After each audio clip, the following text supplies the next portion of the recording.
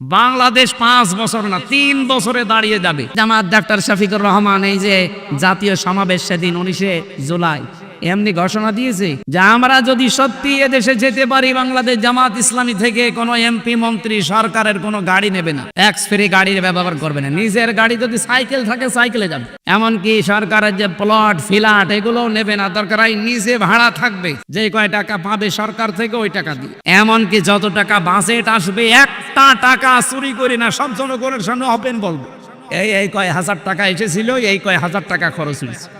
আজ এতিম মিসকিনদের খাবার দেওয়া দূরের কথা, এতিম মিসকিন অসহায় মানুষের খাবার আরো মেরে খাওয়া হয়। সেদিন একটা জরিপ পেয়েছিলাম, বাংলাদেশে যত টাকা বাজেট আসে এই অসহায় মানুষদের জন্য, যে কাবি খা, এরপরে রাস্তার জন্য যে বাজেট হয়, এটা যদি সঠিকভাবে ব্যয় হতো, একটা রাস্তা ১০০ বছর টিকে যাওয়ার কথা ১২০ বছর টিকে যেত। ১০০ টাকা বাজেট হয় একটা রাস্তায়, মাত্র ৩ টাকা খরচ হয়, আর ৯৭ টাকা ওই সে মন্ত্রণালয় থেকে এই আল্লাহর ওলি পর্যন্ত আসতে সব সিন্নি হয়ে যায়। তো এই রাস্তাটাই খরচ হবে ১০০ টাকা, ১০০ বছর যাওয়ার কথা, যদি ৩ টাকা খরচ হয় তো কয় বছর যাবে? এই জন্যই তো যায় না, ডেলিভারি রোড হয়ে যায়। আর যত দোষ দেয় যে না হয় না বাজেট, কে বলেছে বাজেট আসে না? আমি লেখাপড়া করিনি, আমি দেখিনি, আমি নিজে শুনেছি, দেখেছি, আমার দাদা চেয়ারম্যান ছিল, আমারে বলতো মাঝে মাঝে, মারা গেছে লোকটা, যে হামজা যত টাকা বাজেট হয় রাস্তার জন্য, যদি উপরওয়ালারা খেয়ে না ফেলতো, বাংলাদেশে ১ ইঞ্চি রাস্তা কাঁচা থাকার কথা না, এত টাকা আসে রাস্তার জন্য, কিন্তু হয় না। এই জন্যই তো আমিরে জামাত ডাক্তার শফিকুর রহমান এই যে জাতীয় সমাবেশ সেদিন ১৯শে জুলাই এমনি ঘোষণা দিয়েছে যে আমরা যদি সত্যি এদেশে যেতে পারি, বাংলাদেশ জামাত ইসলামী থেকে কোনো এমপি মন্ত্রী সরকারের কোনো গাড়ি নেবে না, ট্যাক্স ফ্রি গাড়ির ব্যবহার করবে না, নিজের গাড়ি যদি সাইকেল থাকে সাইকেলে যাবে, এমনকি সরকারের যে প্লট ফ্ল্যাট এগুলোও নেবে না, দরকার হয় নিজে ভাড়া থাকবে, যে কয় টাকা পাবে সরকার থেকে ওই টাকা দিয়ে, এমনকি যত টাকা বাজেট আসবে একটা টাকা চুরি করি না, সব জনগণের সামনে ওপেন বলবো এই কয় হাজার টাকা এসেছিল, এই কয় হাজার টাকা খরচ হয়েছে। বাংলাদেশ ৫ বছর না ৩ বছরে দাঁড়িয়ে যাবে। মালয়েশিয়া গেলে আসতে মনে বলে না আমার, ওটা ২০০৪ সাল থেকে দাঁড়িয়ে গেছে, শুধু পাথর পাহাড় আর পাম গাছ, তাছাড়া কিচ্ছু পাই না। বাংলাদেশের চাইতে প্রায় ৫ ডবল বড়, এত বড় বিশাল দেশ, খালি পাম গাছ, হাজার হাজার লক্ষ লক্ষ বিঘা খালি পাম গাছ, আর পাথর আছে আর পাহাড় আছে, পুরা শহরই পাহাড়ের উপর। ক্যামেরন হাইল্যান্ডে উঠেছিলাম, গ্যান্তিং হাইল্যান্ডে উঠেছিলাম, এ মাটি থেকে কয়েক কিলোমিটার উপরে, নিচের দিকে তাকালে মনে হয় মানুষ পিপিলিকার মতো। এইরকম একটা দেশ যদি মাত্র ২১ বছরে দাঁড়িয়ে যায়, ২০০৪ সাল থেকে ২৫ সাল, কয় বছর? ২১ বছরে যদি আজ বিশ্বের মানচিত্রে সিঙ্গাপুর দাঁড়িয়ে যায়, তারা থাইল্যান্ড, ওরা নারীর ব্যবসা করে খায়, তারা দাঁড়িয়ে যাচ্ছে, আর আমরা আজ ৫৪ বছরে দাঁড়াতে পারি না। এই কারণে ১০০ টাকা বাজেট, ৩ টাকা খরচ, ৯৭ টাকা খেয়ে ফেলিস, তো হবে কি করি? আগামী থেকে একটা টাকাও খাওয়া খাওয়ি আর চলবে না, যা বাজেট হবে সবগুলো ব্যয় করা লাগবে। এজন্য ইসলামিক সমাজে এই কাজটা বেশি হয়, এরা এতিম গরিব মানুষদেরকে সহ্য করতে পারে না, এটা জাহান্নামী মানুষের গুণাগুণ। অলাম না কোন তিমুল মিসকিন, এতিম অসহায় মানুষদেরকে খাবার দিতাম না।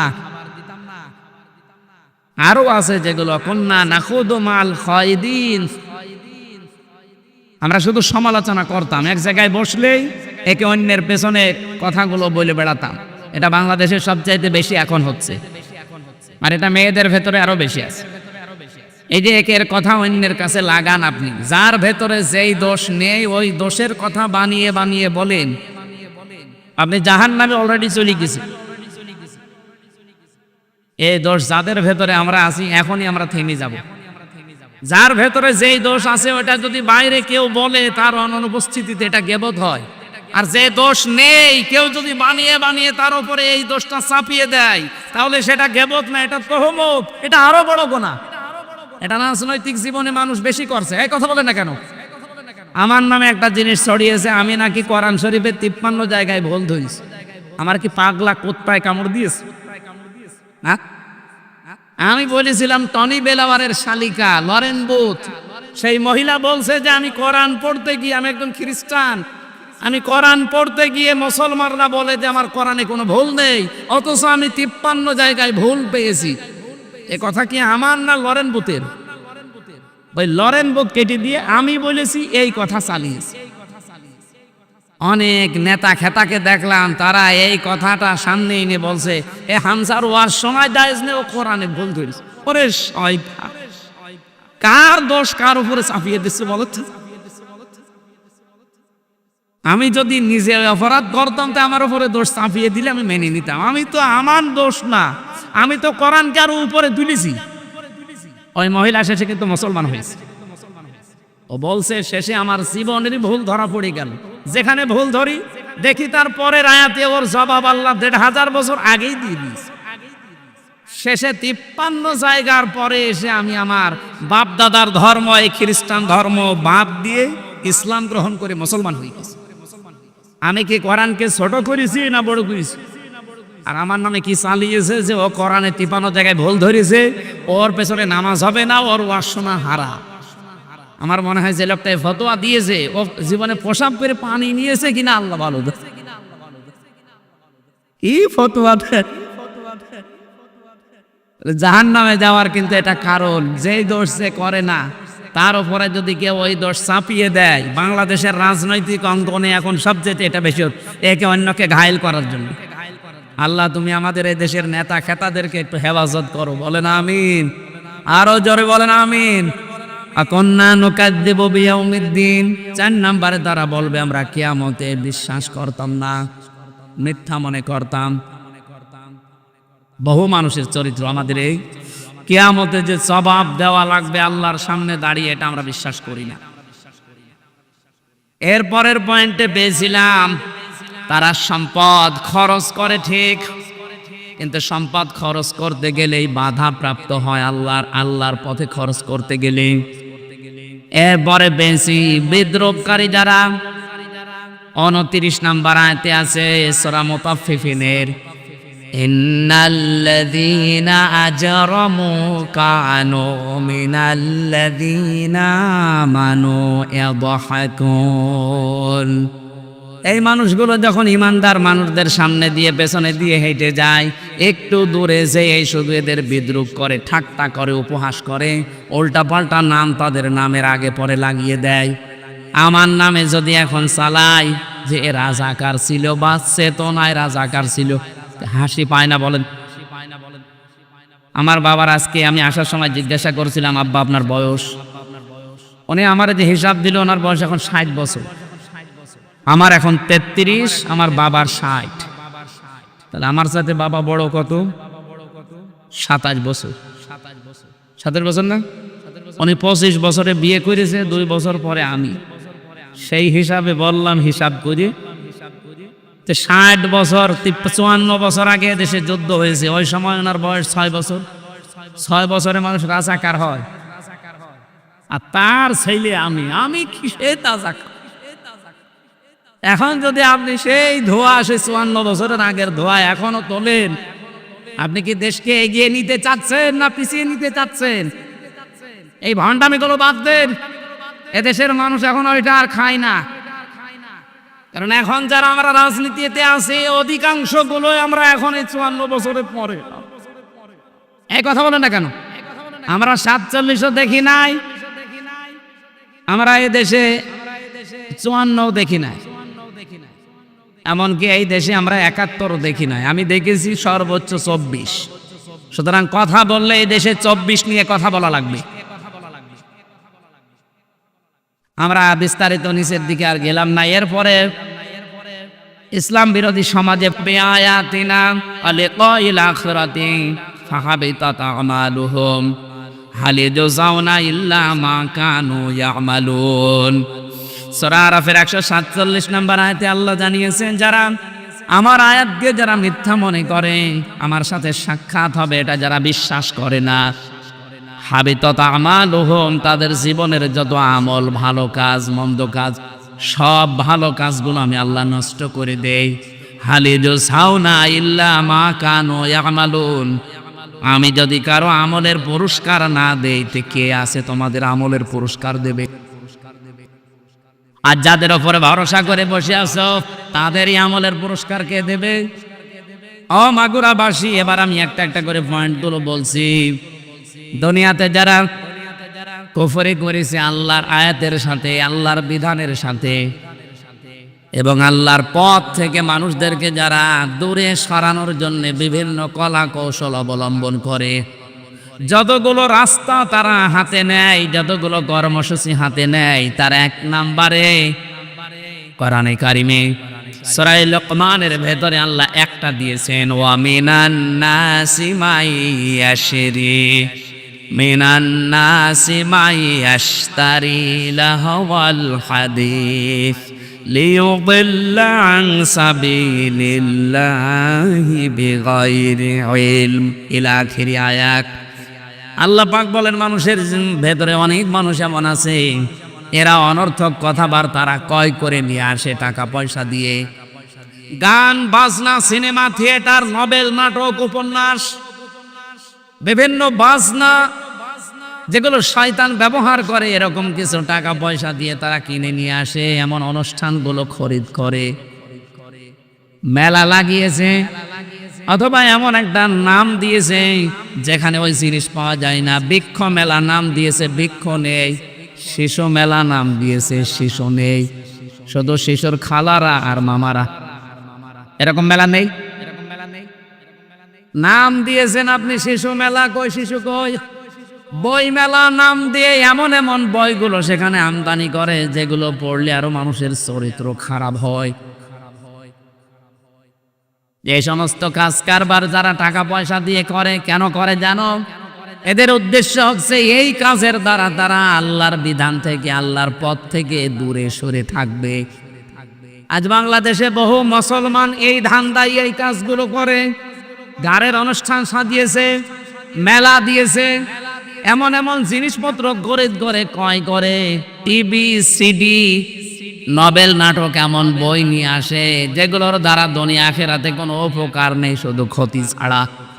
ওদের উদ্দেশ্য হচ্ছে এগুলো মানুষ ক্রয় করবে, পড়বে, নিয়ে আসবে, সময় নষ্ট হবে, আল্লাহর পথ থেকে দূরে সরে থাকবে।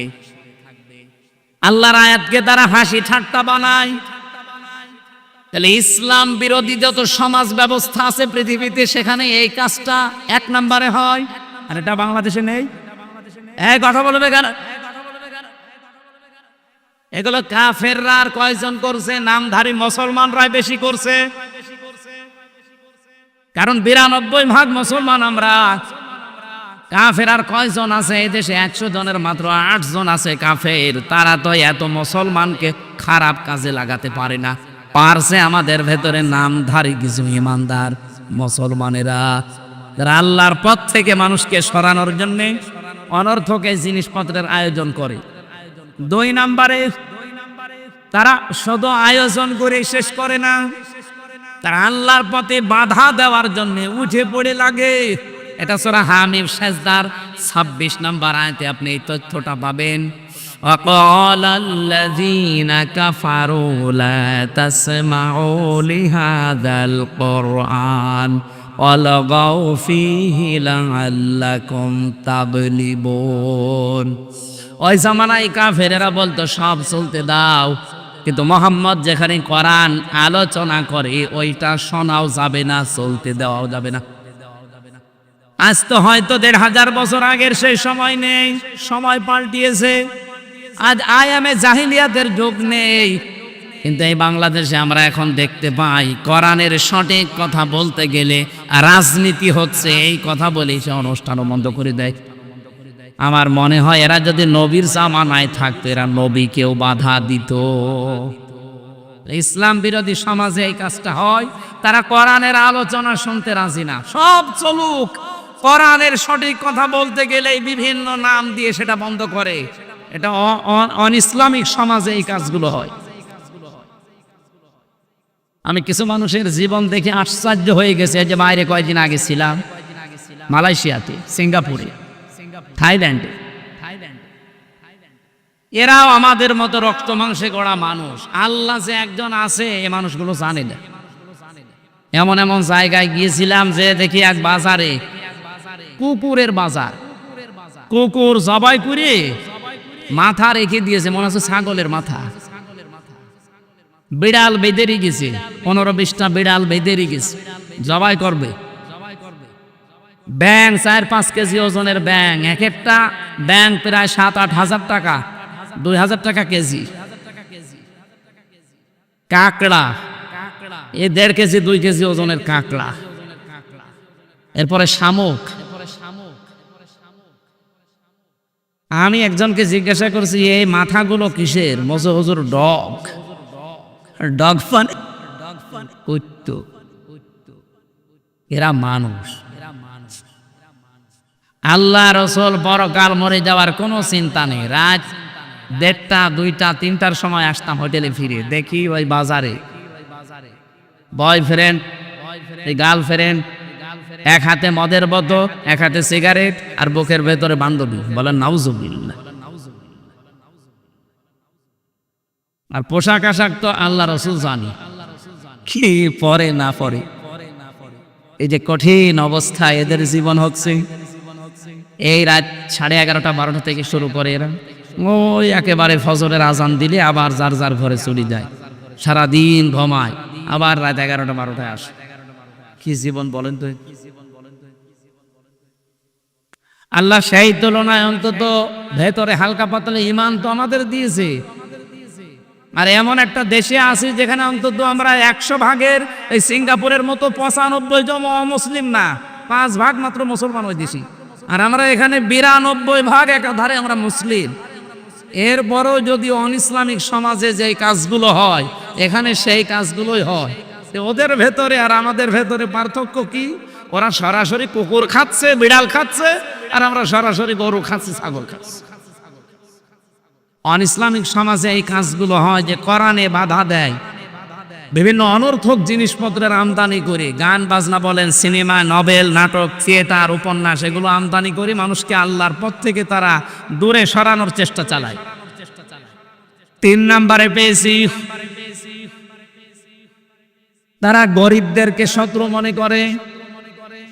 এই দেশে এখন গরিবদেরকে শত্রু মনে করে, এখন মনে করেন যে কি বলেন আপনি, গরিবদেরকে শত্রু মনে করে মানে? হ্যাঁ, জাহান্নামে যেই মানুষগুলো মুসলমান দাবি করার পরেও যাবে তাদের 4টা কারণ পেয়েছি আমি। তার ভেতরে 1 নাম্বার কারণ হচ্ছে তারা অলাম না কোন তেহমুল মিসকিন।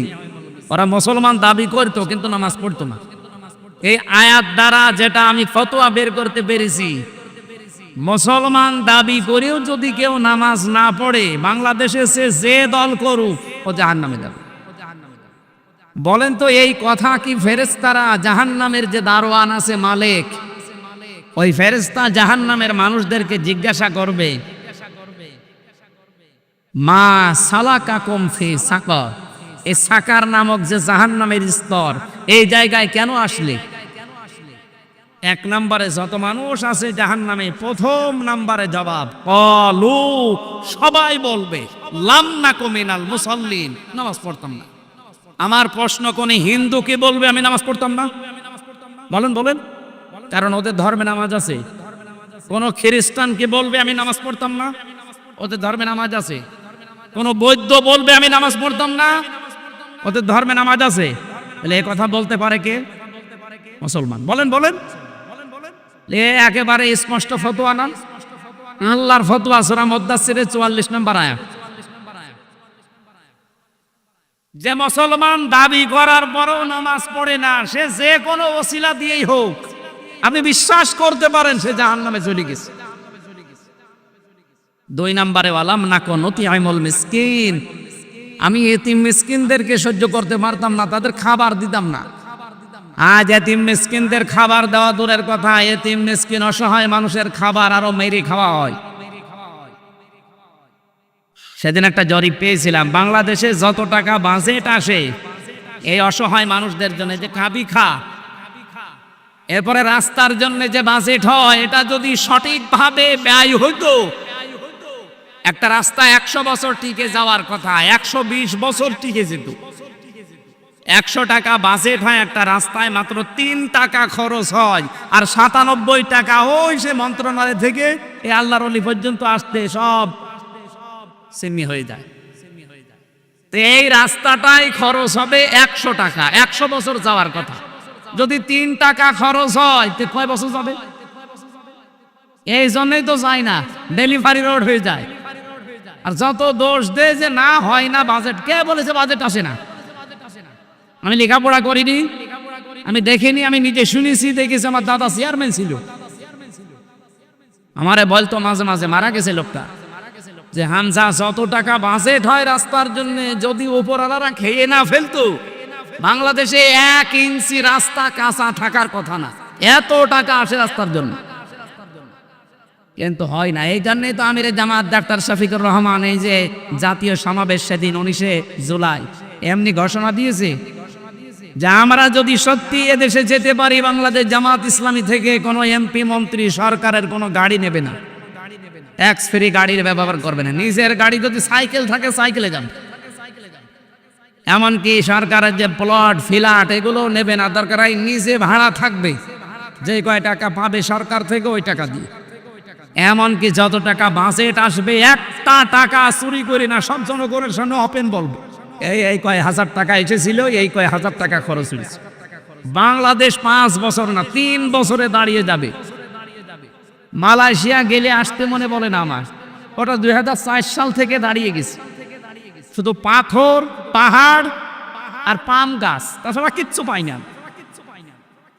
বাংলাদেশের চাইতে প্রায় 5 ডবল বড়, এত বড় বিশাল দেশ, খালি পাম গাছ, হাজার হাজার লক্ষ লক্ষ বিঘা খালি পাম গাছ, আর পাথর আছে আর পাহাড় আছে, পুরা শহরই পাহাড়ের উপর। ক্যামেরন হাইল্যান্ডে উঠেছিলাম, গ্যান্তিং হাইল্যান্ডে উঠেছিলাম। এ মাটি থেকে কয়েক কিলোমিটার উপরে, নিচের দিকে তাকালে মনে হয় মানুষ পিপিলিকার মতো। এইরকম একটা দেশ যদি মাত্র 21 বছরে দাঁড়িয়ে যায়, 2004 সাল থেকে 25 সাল, কয় বছর? 21 বছরে যদি আজ বিশ্বের মানচিত্রে সিঙ্গাপুর দাঁড়িয়ে যায়, তারা থাইল্যান্ড, ওরা নারীর ব্যবসা করে খায়, তারা দাঁড়িয়ে যাচ্ছে। আর আমরা আজ 54 বছরে দাঁড়াতে পারি না। এই কারণে 100 টাকা বাজেট, 3 টাকা খরচ, 97 টাকা খেয়ে ফেলিস। তো হবে কি করি?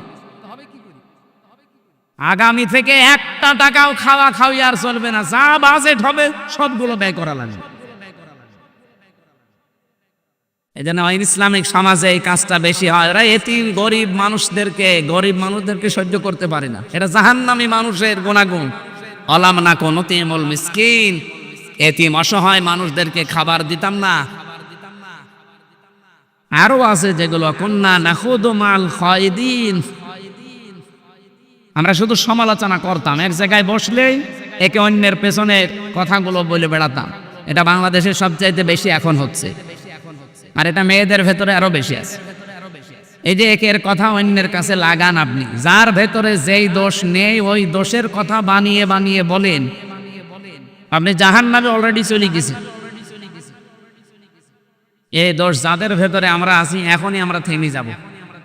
যার ভেতরে যেই দোষ আছে ওটা যদি বাইরে কেউ বলে, তার অনুপস্থিতিতে এটা গীবত হয়। আর যে দোষ নেই কেউ যদি বানিয়ে বানিয়ে তার উপরে এই দোষটা চাপিয়ে দেয়, তাহলে সেটা গীবত না, এটা তহমত, এটা আরো বড় গুনাহ। এটা রাজনৈতিক জীবনে মানুষ বেশি করছে। এই কথা বলে না কেন? আমার নামে একটা জিনিস ছড়িয়েছে, আমি নাকি কোরআন শরীফের 53 জায়গায় ভুল ধরেছি। আমার কি পাগলা কোত্তায় কামড় দিয়েছে? হ্যাঁ, আমি বলেছিলাম টনি বেলাওয়ারের শালিকা লরেন বুথ, সেই মহিলা বলছে যে আমি কোরআন পড়তে গিয়ে, আমি একদম খ্রিস্টান, আমি কোরআন পড়তে গিয়ে মুসলমানরা বলে যে আমার কোরআনে কোনো ভুল নেই, অথচ আমি 53 জায়গায় ভুল পেয়েছি। এ কথা কি আমার না লরেন বুথের? ওই লরেন বুথ কেটে দিয়ে আমি বলেছি, এই কথা চালিয়েছি। অনেক নেতা খেতাকে দেখলাম, তারা এই কথাটা সামনে এনে বলছে, এ হামজার ওয়াজ সময় দাইজ নে, ও কোরআনে ভুল ধরিস। ওরে শয়তান, কার দোষ কার উপরে চাপিয়ে দিচ্ছে বলো? আমি যদি নিজে অপরাধ করতাম তো আমার উপরে দোষ চাপিয়ে দিলে আমি মেনে নিতাম। আমি তো আমার দোষ না, আমি তো কোরআন কার উপরে তুলেছি। ওই মহিলা শেষে কিন্তু মুসলমান হয়েছে। ও বলছে শেষে আমার জীবনেরই ভুল ধরা পড়ে গেল, যেখানে ভুল ধরি দেখি তার পরের আয়াতে ওর জবাব আল্লাহ ১,৫০০ বছর আগেই দিয়ে দিয়েছে। শেষে ৫৩ জায়গার পরে এসে আমি আমার বাপ দাদার ধর্ম, এই খ্রিস্টান ধর্ম বাদ দিয়ে ইসলাম গ্রহণ করে মুসলমান হয়ে গেছি। আমি কি কোরআনকে ছোট করেছি না বড় করেছি? আর আমার নামে কি চালিয়েছে যে ও কোরআনে ৫৩ জায়গায় ভুল ধরেছে, ওর পেছনে নামাজ হবে না, ওর ওয়াজ শোনা হারা। আমার মনে হয় যে লোকটা ফতোয়া দিয়েছে ও জীবনে প্রসাব করে পানি নিয়েছে কিনা আল্লাহ ভালো জানে। কি ফতোয়া জাহান্নামে যাওয়ার কিন্তু এটা কারণ, যেই দোষ সে করে না তার উপরে যদি কেউ ওই দোষ চাপিয়ে দেয়। বাংলাদেশের রাজনৈতিক অঙ্গনে এখন সবচেয়ে এটা বেশি, একে অন্যকে ঘায়েল করার জন্য। আল্লাহ তুমি আমাদের এই দেশের নেতা খেতাদেরকে একটু হেফাজত করো, বলেন আমিন। আরো জোরে বলেন আমিন। আকন্না নুকাজ্জিবু বিয়াউমিদ্দিন, ৪ নম্বরে তারা বলবে আমরা কিয়ামতে বিশ্বাস করতাম না, মিথ্যা মনে করতাম। বহু মানুষের চরিত্র আমাদের এই কিয়ামতে যে জবাব দেওয়া লাগবে আল্লাহর সামনে দাঁড়িয়ে, এটা আমরা বিশ্বাস করি না। এরপরের পয়েন্টে পেয়েছিলাম তারা সম্পদ খরচ করে ঠিক, কিন্তু সম্পদ খরচ করতে গেলেই বাধা প্রাপ্ত হয় আল্লাহর পথে খরচ করতে গেলে। এরপরে বেশি বিদ্রোহকারী যারা, ২৯ নম্বর আয়াতে আছে সূরা মুতাফফিফিনের, ইন্নাল্লাযীনা আজরামু কানু মিনাল্লাযীনা আমানু ইয়াদহাকুন। এই মানুষগুলো যখন ইমানদার মানুষদের সামনে দিয়ে পেছনে দিয়ে হেঁটে যায়, একটু দূরে যেয়ে শুধু এদের বিদ্রুপ করে, ঠাট্টা করে, উপহাস করে, উল্টাপাল্টা নাম তাদের নামের আগে পরে লাগিয়ে দেয়। আমার নামে যদি এখন চালাই যে এ রাজাকার ছিল, বা চেতনায় রাজাকার ছিল, হাসি পায় না বলে? আমার বাবার আজকে আমি আসার সময় জিজ্ঞাসা করছিলাম, আব্বা আপনার বয়স? উনি আমার যে হিসাব দিল ওনার বয়স এখন ৬০ বছর। আমার এখন ৩৩, আমার বাবার ৬০। তাহলে আমার সাথে বাবা বড় কত? ২৭ বছর। ২৭ বছর না? উনি ২৫ বছরে বিয়ে করেছে, ২ বছর পরে আমি। সেই হিসাবে বললাম, হিসাব করি ৬০ বছর, ৫৪ বছর আগে দেশে যুদ্ধ হয়েছে, ওই সময় ওনার বয়স ৬ বছর।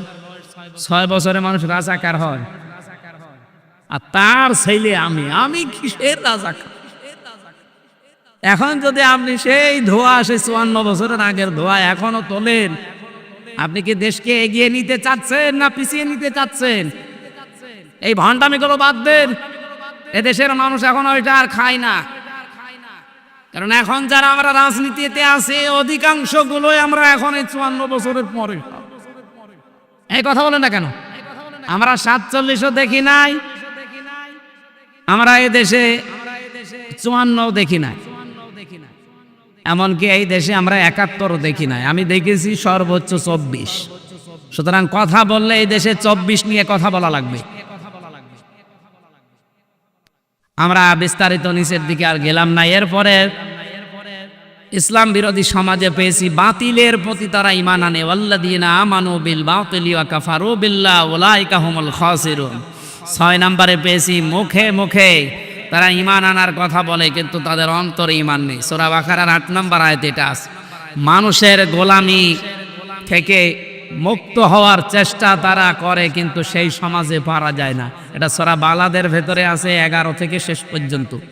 আমি শুধু পয়েন্টগুলো বললাম, একটু বাড়ি যেয়ে মিলিয়ে দেখবেন যে ইসলাম বিরোধী সমাজে যে কাজগুলো হয় বাংলাদেশে তার সব কয়টা হচ্ছে। এই পয়েন্টগুলো সব আমি কি বানিয়েছি? বলেন। ১৫০০ বছর আগে আল্লাহ এখানে দিয়েছে, সেখান থেকে আমি শুধু নোট করে আপনাদের শোনালাম। ফাক্কু রাকাবা আও ইতআমুন ফি ইয়াউমিন যী মাসগাবা। এখানে প্রায় যতগুলো আয়াত আছে, আল্লাহ রাব্বুল আলামিন ইসলাম বিরোধী সমাজে যে কাজগুলো হয়, আমাদের এই দেশ পৃথিবীর দ্বিতীয় বৃহত্তম একটা মুসলিম দেশ। এত মুসলমান পৃথিবীর কোনো দেশে, আর একটা দেশে আছে শুধু ইন্দোনেশিয়া, তাছাড়া কোনো দেশে পৃথিবীতে নেই। এরপরে আমরা, আর সেই দেশে অন ইসলামিক যত কাজ, থাইল্যান্ডে যা হয় সব যদি এই দেশে হয়, সিঙ্গাপুরে যা হয় সব যদি এই দেশে হয়, থাইল্যান্ড আর বাংলাদেশে পার্থক্য কি? আমরা আগামীতে এই দেশকে থাইল্যান্ড বানাবো না মালয়েশিয়া? বলেন বলেন। ইনশাল্লাহ এই দেশ মালয়েশিয়াকে ছাড়িয়ে যাবে। শুধুমাত্র কোরআনে কারিমকে 5 বছর লাগবে না, 3 বছরের জন্য ছেড়ে দিবে। এই আহ্বান শুধু আপনাদের কয়েকজনকে না, বাংলাদেশের 18 কোটি মানুষের সামনে আমি মিডিয়ার মাধ্যমে রাখলাম। আল্লাহ যেন আমাদের সম্মতি দান করেন, বলেন আমিন।